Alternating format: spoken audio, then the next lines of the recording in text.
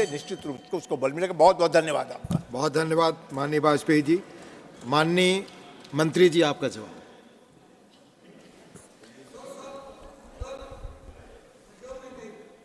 Sorry? No. All Yes, I gave it. all the names have been called. Please. माननीय Please wait. माननीय उपसभापति महोदय, एक minute, please take your seat. Please take your seat. माननीय सदस्यगण, नियम यह है कि बहस शुरू होने के आधे घंटे पहले आप नाम भेजेंगे, लास्ट में नाम भेजते हैं, वो संभव नहीं है। प्लीज माननीय मंत्री जी, आपका जवाब। प्लीज। माननीय उपसभापति महोदय जी,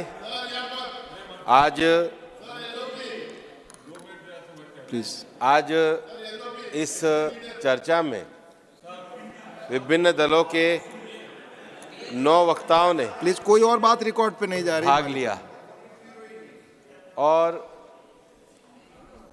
जो वाटर प्रिवेंशन जो बिल है, इस पर अपने विचार बहुत अच्छे तरीके से प्रस्तुत किए। कुछ लोगों ने संशय भी उठाए, निश्चित रूप से मैं उसका जवाब दूंगा। लेकिन सबसे बड़ी बात है कि ज़्यादातर सदस्यों की ये एक भावना थी कि देश के विकास के लिए कुछ कानूनों के द्वारा जिस प्रकार से हम तकनीकी अवरोध उत्पन्न कर देते हैं, उसको समाप्त करने का इस बिल में पूरा प्रयास किया गया है। माननीय उपसभापति महोदय, मैं आपके सामने ये भी कहना चाहूँगा कि माननीय प्रधानमंत्री जी ने पिछले वर्ष जो वाराणसी में देश की जनता से जो 9 आग्रह रखे थे, उसमें जो सबसे पहला आग्रह उन्होंने किया था, वो उन्होंने देश में जल के संरक्षण को लेकर हर नागरिक के जागरूक होने का उन्होंने आग्रह किया था। और यही कारण है, आज़ादी के जब 75 वर्ष पूरे हुए, पूरा देश अपना अमृत उत्सव मना रहा था, माननीय प्रधानमंत्री जी ने अमृत सरोवर की संकल्पना सबके सामने रखी और हम सब सांसदों ने भी अपने अपने क्षेत्र में 75 अमृत सरोवर के लिए कार्य किया और जो सरकार का जो टारगेट था, उस टारगेट को भी पूरा किया गया और अपने देश में जल संरक्षण को लेकर के हम पूरी तरीके से प्रतिबद्ध हैं। और इसलिए दुनिया में जो प्राकृतिक झीलों के संरक्षण के लिए जो रामसर साइट्स तय की जाती हैं, आज़ादी के 75 वर्ष होने पर भारत की 75 वाटर बॉडीज़ को रामसर साइट्स का दर्जा दिया गया है, जो प्रधानमंत्री जी के नेतृत्व में जल संरक्षण की प्रतिबद्धता को दर्शाता है। इतना ही नहीं, सरकार आने के बाद हमारे देश में जल मंत्रालय बना, माननीय प्रधानमंत्री जी के नेतृत्व में जल जीवन मिशन, और जल जीवन मिशन को आगे बढ़ाते हुए दूर दराज के गांव तक जो लोगों को स्वच्छ पानी नहीं मिलता था, वो स्वच्छ पानी की उपलब्धता कराई गई। जल के संचय के लिए कैच द रेन, इसको लेकर जल शक्ति अभियान चलाया गया। प्रधानमंत्री कृषि सिंचाई योजना में हर खेत को पानी और हर बूंद की रक्षा के लिए विषय किया गया। देश में भूमिगत जल के लिए अटल भूजल योजना और शहरी क्षेत्रों में जल सप्लाई के लिए the Atal mission for rejuvenation and urban transformation AMRUT योजना के तहत शहरों में जल प्रबंध के कार्य किए गए। और ये सब कार्य देश में जल के संरक्षण के लिए किए जा रहे हैं। मुझे तो खुशी है कि देश के हमारे वामपंथी विचारधारा के जब शिवदासन बोल रहे थे, तो वो लोग भी अब गंगा की पवित्रता की चिंता करने, कुछ बदलने लग गए हैं। लेकिन मैं आपको ये कहना चाहूँगा कि नमामि गंगे प्रोजेक्ट माननीय, जैसा आपने विषय उठाया, माननीय प्रधानमंत्री जी के नेतृत्व में उसके रिवर की water quality, performance of sewerage treatment plants, common effluent treatment plan, उसको लेकर के सरकार के में माननीय प्रधानमंत्री जी के नेतृत्व में काफ़ी कार्य हुआ है। जो आपने संशय उठाए थे उसको लेकर भी सेंट्रल पॉल्यूशन कंट्रोल बोर्ड के द्वारा समय समय पर गाइडलाइन इशू की गई। ये विषय मैं इसलिए कह रहा हूँ कि मैं जिस वाटर एक्ट के अमेंडमेंट की बात कर रहा हूँ उसकी भूमिका के संबंध में जो विषय बिल के अतिरिक्त आए थे उन विषयों को मैंने सामने रखा है। लेकिन जब जवाहर सरकार जी बोल रहे थे तो उन्होंने एक विषय रखा था कि इन संशोधनों से प्रदूषण के खिलाफ जो हमारा एक तरीके से संकल्प है वो कहीं कमजोर तो नहीं पड़ जाएगा। और दूसरी तरफ जब हमारे रविंद्र कुमार जी टीडीपी के बोल रहे थे तो उन्होंने कहा भी कि ये निश्चित रूप से उन छोटे जो प्रावधान जो तकनीकी अवरोध उत्पन्न करते हैं उनको दूर करने का प्रयास किया है। माननीय उपसभापति महोदय, मैं कहना चाहता हूं कि ये जो वाटर एक्ट बना था इसमें जो मामूली उल्लंघन थे, साधारण प्रकृति के उल्लंघन थे, वास्तव में जिससे मनुष्यों को कोई हानि या पर्यावरण को कोई बहुत बड़ा नुकसान नहीं होता, उसमें भी इस बिल के अंतर्गत कारावास के प्रावधान थे। और हम एक लंबे समय तक इनको लगातार चलाते रहे। जैसे मैं उदाहरण के लिए कहना चाहूँगा कि अगर सेक्शन 20 में कोई जल निकासी है या उसके निस्तारण के संबंध में अगर किसी ने फॉर्म भी नहीं भरा तो उसके ऊपर भी कारावास की सजा थी। सेक्शन 32, 33, 33A के अंतर्गत जारी आदेशों का उल्लंघन, जो यद्यपि सामान्य प्रकृति के लिए नहीं है लेकिन न्यायिक कार्यवाही के अंतर्गत आते हैं और वो बहुत समय लेते हैं और उसमें तुरंत दंड नहीं भोगना पड़ता। लोग कोर्ट में रहते हैं तो इंडस्ट्री कोर्ट में भी घूमती रहती है और कोई समाधान भी नहीं निकलता है। कई बार जब डिक्रिमिनलाइजेशन की बात आती है तो दो विषय हैं, एक जानबूझकर गलत कार्य करना और एक अनजाने में गलत कार्य हो जाना। तो जानबूझ के भी जो गलत करते हैं वो गलती भी करते रहते हैं और न्यायालय में जाके प्रोटेक्शन भी लेते रहते हैं। हम जो प्रावधान लेकर आए हैं उसके अंतर्गत जो हम कई बार कहते हैं कि देर है अंधेर नहीं, मेरा मानना है कि देर ही अपने आप में अंधेर होती है। और इसलिए उपसभापति महोदय, मैं कहना चाहता हूं कि जो प्रस्तावित परिवर्तन हम लेकर के आए हैं उसमें उनको जुर्माना भरना पड़ेगा और गलती के दोहराव होने पर प्रतिदिन के हिसाब से जुर्माना पड़ेगा। इसलिए डीक्रिमिनलाइजेशन ने ये एक तरीके से सही तरीके पे चलने के लिए सरकार ने रास्ता प्रशस्त किया है। अनावश्यक न्यायिक कार्यवाही भी हटेगी और लोग सही रास्ते पे चलने का प्रयास करेंगे। दूसरा मैं कहना चाहूँगा कि एक विषय आया था, एनजीटी के प्रावधान की बात कह रहे थे रविंद्र कुमार जी। कुछ सदस्यों ने यह भी बताया कि सुभाष चंद्र जी जब वो हमारे वाईएसआरसीपी के कह रहे थे तो कह रहे थे एक अलग से और कोई इस पे और कोई अथॉरिटी बननी चाहिए।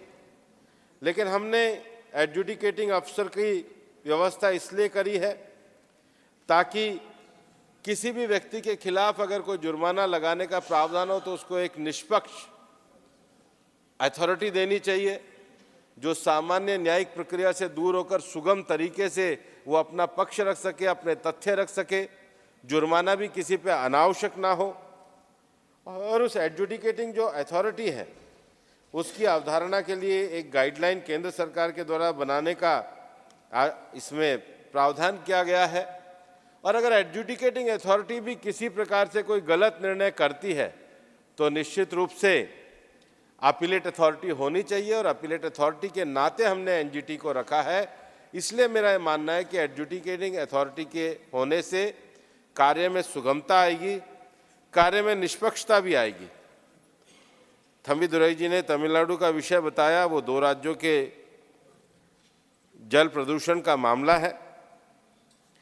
लेकिन कई बार कई लोगों का यह भी कहना है, खासकर सेक्शन 25 और 26 के लिए, कि आपने पूरे तरीके से डीक्रिमिनलाइज क्यों नहीं किया। लेकिन अगर कोई कंसेंट टू ऑपरेट लिए बिना ही अगर कोई अपनी इंडस्ट्री को शुरू कर देगा तो निश्चित रूप से वो तो सीधा सीधा वायलेशन है।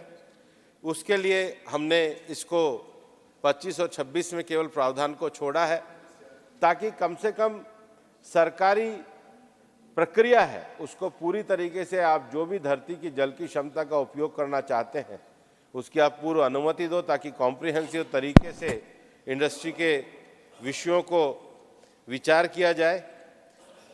जहाँ तक इसमें राज्य प्रदूषण बोर्ड को गाइडलाइन देने का विषय है, हम सब जानते हैं कि अलग अलग राज्यों में कंसेंट टू ऑपरेट के लिए अलग अलग तरीके से प्रक्रिया होती थी।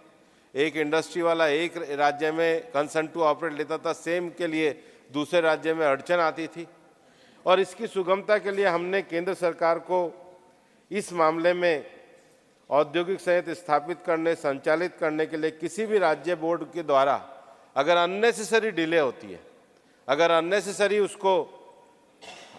उसको अगर कंसेंट टू ऑपरेट नहीं दी जाती तो इनकार करने या रद्द करने से संबंधित मामलों में दिशा निर्देश बनाने के लिए अधिकृत किए हैं, ताकि देश में उद्योगों का विकास सभी राज्यों में समान तरीके से हो और केवल हरित या प्रदूषणकारी उद्योगों जैसे कुछ श्रेणियों के उद्योगों को ही अधिनियम की धारा 25 के तहत संचालन से पूर्व सहमति प्राप्त करने की आवश्यकता से छूट देने का प्रावधान भी अधिसूचना के माध्यम से किया जाएगा। और ये सब कार्य एक बहुत ट्रांसपेरेंट तरीके से होगा। हमारे देश में जो स्टेट पॉल्यूशन कंट्रोल बोर्ड है उसमें जो अधिकारियों की नियुक्ति होती है उसमें भी एक समकक्षता होनी चाहिए, एक ट्रांसपेरेंसी होनी चाहिए, एक एलिजिबिलिटी का पैमाना आना चाहिए। केवल पॉलिटिकल तरीके से नहीं होना चाहिए। जो ऑब्जेक्ट हम रखना चाहते हैं उस ऑब्जेक्ट के अंतर्गत जो है वो नियुक्ति होनी चाहिए। हमारे वाईएसआरसीपी के सुभाष जी ने प्रश्न उठाया था कि ये जो राशि जो हम इम्पोज के रूप में रखेंगे इसका फंड कैसे बनेगा। मैं सदन के सामने ये स्पष्ट करना चाहता हूँ कि इसमें जो जुर्माने का प्रावधान किया गया है, जुर्माने से आने वाली राशि पर्यावरण संरक्षण अधिनियम के अंतर्गत एक पर्यावरण संरक्षण निधि में वो सारी राशि रखी जाएगी, जिसका 75% 75% हिस्सा जो है वो राज्यों को दिया जाएगा और इस निधि का उपयोग पर्यावरण संरक्षण और इस एक्ट के उद्देश्यों की पूर्ति के लिए किया जाएगा। लेकिन इसको भी हम एक पूरा रेगुलेशन बना के ट्रांसपेरेंट तरीके से इसको हम एक उसकी गाइडलाइन देंगे। उसके अंतर्गत इसके विधेयक पारित होने के बाद इन नियमों को बनाया जाएगा और उसकी कार्रवाई करने का अधिकार दिया है। लेकिन जुर्माना लगाने वाले जो अधिकारी हैं उनकी नियुक्ति के लिए भी हमने पूरी तरीके से एक नियमों की प्रक्रिया को बनाने का कार्रवाई की है।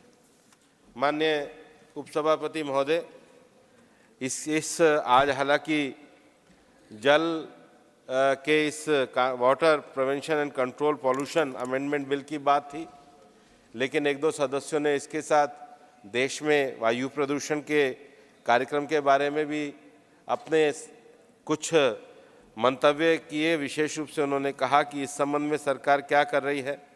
मैं आपके माध्यम से कहना चाहता हूं कि national clean air mission program के तहत देश में 131 सिटीज़ का हमने चुनाव किया है और लगातार उसके लिए भी हम कार्रवाई कर रहे हैं। और इस बार हमने ऐसा किया है कि जो काम कम कर रहे हैं उनको नहीं, बल्कि जो काम अच्छा कर रहे हैं उनको एक हेल्दी कंपटीशन के नाते उनको पुरस्कृत करने का काम करें, ताकि सब शहर ज़्यादा से ज़्यादा अपने क्लीन एयर के लिए काम करें। जवाहर सरकार जी जब बात कर रहे थे तो वो वाटर पॉल्यूशन पे कम बोले और रिन्यूएबल एनर्जी पे ज़्यादा बोले, तो मुझे लगता है वो इसका सब्जेक्ट नहीं था। लेकिन फिर भी मैं कहना चाहता हूँ कि पेरिस एग्रीमेंट में भारत ने जो रिन्यूएबल एनर्जी की क्षमता को प्राप्त करने का लक्ष्य 2030 के लिए तय किया था, उस लक्ष्य को भारत ने 2021 में ही 9 साल पहले माननीय प्रधानमंत्री जी के नेतृत्व में प्राप्त किया। और मैं यहाँ कहना चाहता हूँ, ये सच है कि ये जो पूरा हमारा नेचर है। हम कहते हैं कि दुनिया में पंच महाभूत है, पृथ्वी, जल, अग्नि, वायु और आकाश। इसको सबसे ज़्यादा इम्पैक्ट कर रहा है तो ह्यूमन बीइंग के द्वारा ही हो रहा है। पृथ्वी का भी टेम्परेचर बढ़ रहा है, जल का भी पॉल्यूशन हो रहा है, एयर का भी हो रहा है। लेकिन इन सब के लिए हमारी सरकार माननीय प्रधानमंत्री जी के नेतृत्व में पूरी तरीके से कार्य करने के लिए प्रतिबद्ध है। हमारा ये मानना है कि पर्यावरण और विकास ये दोनों एक दूसरे के सहारे एक साथ चलने वाले विषय हैं। हमारा पर्यावरण भी सुरक्षित होना चाहिए और विकास को भी सुगमता होनी चाहिए। विकास की सुगमता से ही देश में गरीबी को दूर किया जा सकेगा और जब सबको समान रूप से और एक अच्छे तरीके से सम्मानपूर्वक गरिमापूर्ण जीवन जीने का अधिकार मिलेगा, वह तभी संभव है जब विकास की सुगमता का पहिया हर एक के घर तक पहुँचे। इसलिए हमारे को कानूनों को ईज़ ऑफ लिविंग के लिए, ईज़ ऑफ डूइंग बिजनेस के लिए इतनी सुगमता होनी चाहिए कि गलत काम करने वाले पे जुर्माना हो, अनावश्यक कारावास का दंड ना हो, नियुक्तियों के संबंध में योग्यता को स्थान दिया जाए, पैसों को खर्च करने में ट्रांसपेरेंसी हो, राज्यों को 75% हिस्सा देकर के उनको जल संचय के कार्यक्रमों से जोड़ा जाए और whole of the government approach को लेकर जल संरक्षण के अलग अलग कार्यों को विभिन्न मंत्रालयों में संयोजित करके जल ही जीवन है, जल को सुरक्षित रखें और अपनी धरती को हरा भरा और वसुंधरा को ऊर्जावान बनाकर अमृत काल के भारत का निर्माण प्रधानमंत्री जी के नेतृत्व में करे। इसी लक्ष्य के साथ इस बिल को लाया गया है। मैं सब सदस्यों से आग्रह करूंगा कि इस बिल को अपना समर्थन। धन्यवाद माननीय मंत्री जी। The question is that the water prevention and control